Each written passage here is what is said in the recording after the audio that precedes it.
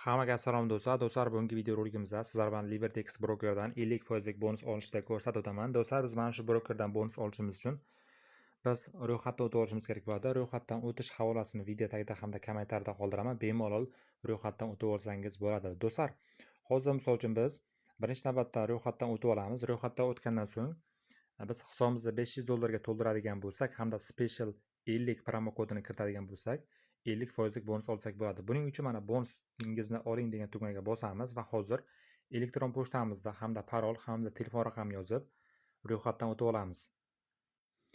Do'stlar, mana biz hozir ro'yxatdan ham o'tib oldik. Endi sizlar bilan mana shu brokerdan verifikatsiyadan o'tishda ko'rsataman. Qarang. Verifikatsiyadan o'tib olishimiz uchun biz mana bu 3 ta nuqtaga bosamiz va bosgandan so'ng hozir mana bu email pochtamiz ustiga bir marta bosamiz. Bosganimizdan so'ng do'stlar, hozir sizlar bilan verifikatsiyadan o'tib olish uchun biz mana shaxsiy ma'lumotlar ustiga bir marta bosamiz. Bosganimizdan so'ng mana shaxsiy axborotlarni tahrirlash, ya'ni eng pastdagi tugma bor. Shu tugmani bir marta bosasiz va hozir sizlar bilan verifikatsiyadan o'tib olishni ko'rsataman. Qarang. Birinchi qatorga biz pasportda misol uchun qanday yozilgan bo'lsa, xuddi shunaqa tartibda ismimizda hamda familiyamizda hamda bu joyga tug'ilgan oy sanani O'zbekiston davlati misol uchun qaysi shahardan bo'lsa shu shahar nomini yozasiz va mana bu joyga o'zingizning pasportdagi misol uchun raqamni yozasiz yoki pasportga ID karta raqamingizni yozib, mana saqlash degan tugma bor. Shu tugmani bosib saqlab olib verifikatsiyadan o'tib olsangiz bo'ladi. Verifikatsiyadan o'tish juda ham oson. Do'stlar, hozir mana men shaxsiy ma'lumotlarimni kiritib bo'ldim. Endi bu bizga uzog'i 5-10 minut ichida email pochtamizga xabar keladi. Verifikatsiyadan o'tgandan so'ng, misol uchun bemalol biz pul kiritib chiqarib olsak bo'ladi. Pul kiritib savdo qilishimiz uchun biz hisobimizda MetaTrader 5 ga qo'shishimiz kerak bo'ladi. Buning uchun mana yangi hisob yaratish degan tugma bor. Shuni bosib hozir sizlarga qanday qilib MetaTrader 5 ni qo'shib olishni ko'rsataman. Bu yerda tanlab qoldirasiz, misol uchun qaysi bir bo'lsa ham. Men hozir MetaTrader 5 tanlayman. Hamda do'stlar, bu yerda mana qarang. Mana bu real hisoblar, bu demo hisoblar.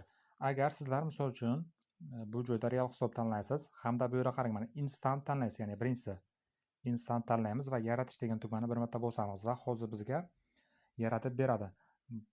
Bu joyda mana bosamiz. Hozir mana qarang. Mana MetaTrader 5 instant, ya'ni shuni ustiga bir marta bosamiz. Hozir login parol olish uchun mana hisob ma'lumotlari bor. Shu tugmaga bosasiz. Bosganimizdan so'ng qarang. Do'stlar, mana bizga hozir mana server nomi berilgan. Server nomini nusxalab olamiz. Hamda login ham berilgan. Loginni ham nusxalab olamiz. Va bu yerda mana parol ham berilgan. Parollarni ham nusxalab olasizlar va hozir sizlar bilan MetaTrader 5 ga kirib olib hisobimizda qo'shib olamiz.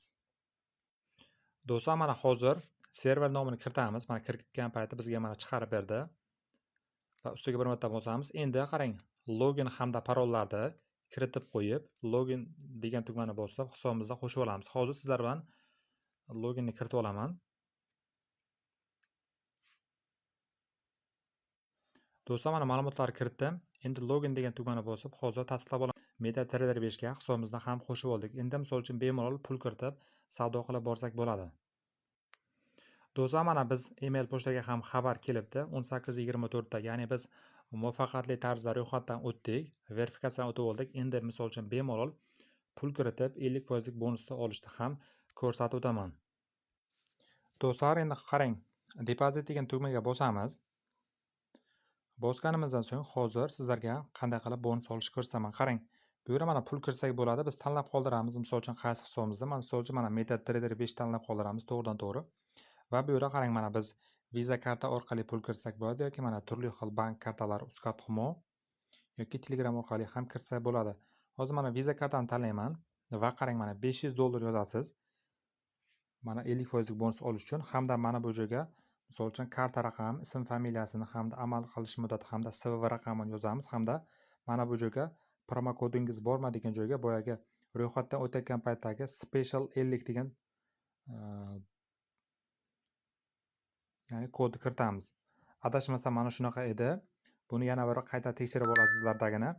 Depozit degan tugmani bosib, misol uchun hisoblaringizni to'ldirib olib 50% bonusni xuddi shunaqa tartibda do'stlar olsangiz bo'ladi. Do'stlar, endi bu yerda mana pul yechish bo'limi ham bor. Mana mablag'ni yechish bo'limiga bosamiz va hozir sizlarga qanday qilib pullarni chiqarishni ko'rsataman. Qarang, bu yerda mana hisob tanlaymiz. Misol uchun mana bu yerda turli xil kriptolarga ham yechsa bo'ladi. Mana USDT 20 ga yoki USDT ERC20, Bitcoin, Ethereum hamda mana bank kartalari. Bu yerda mana $100 ga yetsak, bu yerda juda ham tez yechib beradi ekan. Mana bu yerga biz $100 adresimizni yozib, yechib olish tugmasini bosib yechib olsak bo'ladi. Albatta mana bu yerga misol uchun pul chiqarish miqdorini yozasiz. Ya'ni hisobingizda necha pul bo'ladigan bo'lsa, yozib olib, misol uchun bemalol pullaringizni chiqarib olsangiz bo'ladi. Do'stlar, hammaga omad. Videorolik yoqqan bo'lsa, like hamda kommentariy hamda YouTube kanalimizga obuna bo'lib qo'yishni unutmang. Barchaga omad.